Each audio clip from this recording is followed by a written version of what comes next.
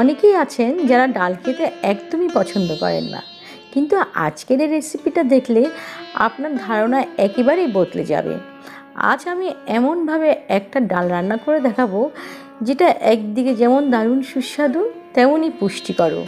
যারা একবার এভাবে রান্না করা ডাল খেয়েছেন তারা কিন্তু বলেছেন এই ডালের স্বাদ মাছ মাংসের স্বাদকেও হার মানায়।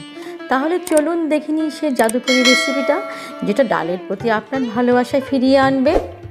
আজকের ডাল রান্নায় ব্যবহার করছি একটু ভিন্ন ধরনের একটা বড় শসা। এটা সাধারণ সালাদে দেখা যায় না, অর্থাৎ আমরা সাধারণত সালাদের যে শসা খাই এটা সেরকম নয়, বরং এটা তরকারিতে ব্যবহার করা হয়। এই শসা দিয়ে যেমন সুস্বাদু ডাল রান্না হয়, তেমনি চিংড়ি মাছের তরকারিও খুবই সুস্বাদুভাবে রান্না করা যায়। যারা এই শসা পাবেন না তারা বাড়িতে থাকা শক্ত দানার পুরনো সালাদ শসা দিয়েও রান্নাটা করতে পারেন। এই শসা আস্ত অবস্থায় ভালো করে ধুয়ে নিচ্ছি। এবার আমি দেখিয়ে দিচ্ছি এই শসাটা আপনারা কিভাবে কাটবেন। প্রথমে আমি এই শসার মাছ বরাবর 2 টুকরো করে নিচ্ছি এবং এই পিলারের সাহায্যে খোসাটা ছাড়িয়ে নিচ্ছি। আপনারা যারা পিলার ব্যবহার করতে স্বচ্ছন্দ নয়, অর্থাৎ যারা বটি ব্যবহার করেন, তাহলে বটির সাহায্যে খোসাটা ছাড়িয়ে নেবেন। পুরো খোসা একেবারে ছাড়িয়ে ফেলার দরকার নেই, এভাবে হালকা হালকা একটু লাগিয়েও রাখতে পারেন খোসা, আবার চাইলে পুরোটাও ছাড়িয়ে নিতে পারেন। এবার শসার এই অর্ধেক অংশকে লম্বালম্বিভাবে 4 টুকরো করে নিচ্ছি।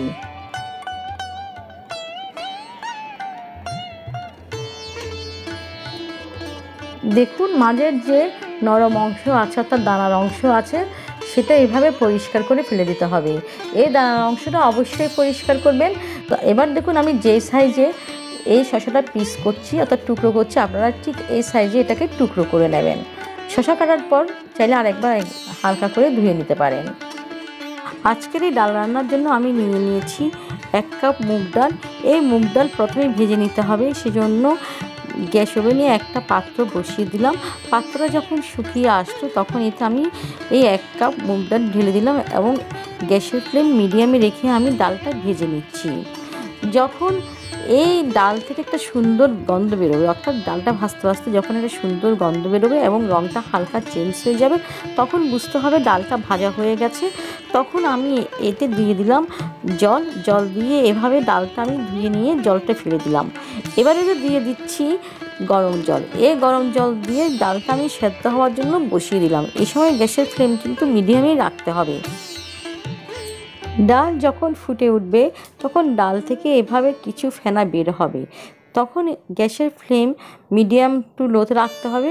গ্যাসের ফ্লেম লোতে রেখে এভাবে ফেনাগুলো পরিষ্কার করে ফেলে দিতে হবে।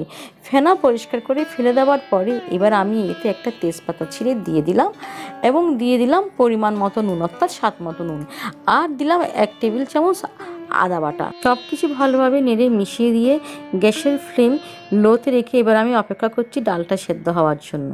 ডালটা যখন সেদ্ধ হয়ে গেছে, অর্থাৎ প্রায় 70% মতো যখন সেদ্ধ হয়ে যাবে, তখন ডালটাকে একপাশে সরিয়ে রাখতে হবে। এবার আমি গ্যাস ওভেনে অন্য আরেকটা পাত্র বসিয়ে দিচ্ছি। এবার আমি তাতে দিয়ে দিচ্ছি সর্ষের তেল। এই রান্নাটা আমি সর্ষের তেলেই করছি, কারণ এটা সর্ষের তেলে খেতে সুস্বাদু হবে। এবার যে শসাটি রান্নাতে ব্যবহার করব সেটা একটু মশলা দিয়ে ভেজে নেব। সেজন্য আমি প্রথমে অল্প করে তেল দিলাম, কারণ আমি এরপরও এই ডালটা তেলে ফোড়ন দেবো, সেজন্য আমি প্রথমে অল্প করে তেল দিলাম। তেল দিয়ে সেই তেলের মধ্যে আমি তেলটা যখন গরম হয়ে আসলো তার মধ্যে আমি শুকনো লঙ্কা আর 5 ফোড়ন দিলাম এবং কেটে রাখা শসাগুলো দিয়ে দিলাম। গ্যাসের ফ্লেম মিডিয়ামে রাখলাম, ভালো করে নাড়াচাড়া করে এবার আমি তাতে দিয়ে দিলাম স্বাদ মতো নুন আর হলুদের গুঁড়ো, আর দিয়ে দিলাম 1 চামচ জিরের গুঁড়ো।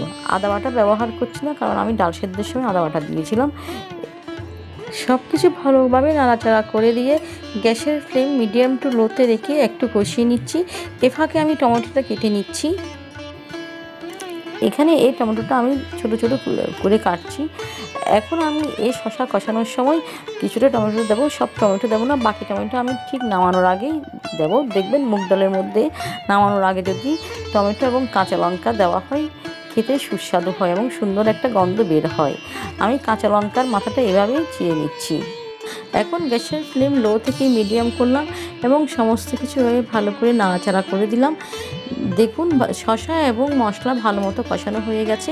এবার আমি তাতে দিয়ে দিচ্ছি টুকরো করে কেটে রাখা টমেটো এবং কাঁচা লঙ্কা, ভালো করে নাড়াচাড়া করে মিশিয়ে দিচ্ছি। এবার আমি এতে দিয়ে দিচ্ছি রান্নার একটা অন্যতম প্রধান উপকরণ চিনি। মুগ ডালের যে কোনো রেসিপিতে অবশ্যই চিনি ব্যবহার করবেন, এতে করে রান্নার স্বাদে অন্যরকম একটা মাত্রা আনে। তাহলে একেবারে অতিরিক্ত চিনি নয়, হালকা একটু মিষ্টি হয় এরকম চিনি ব্যবহার করবেন। এবার আবার ভালো করে নাড়াচাড়া করে মিশিয়ে দিলাম।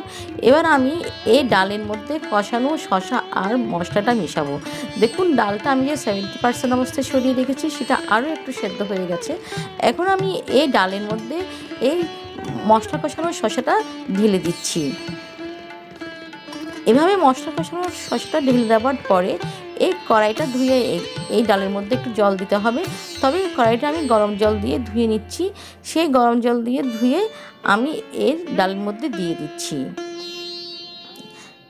যেহেতু এই ডালের মধ্যে আরও একটু জলের প্রয়োজন আছে, তাই কড়াই ধুয়ে জলটা দিলাম, কারণ আরও একটু সিদ্ধ হতে হবে।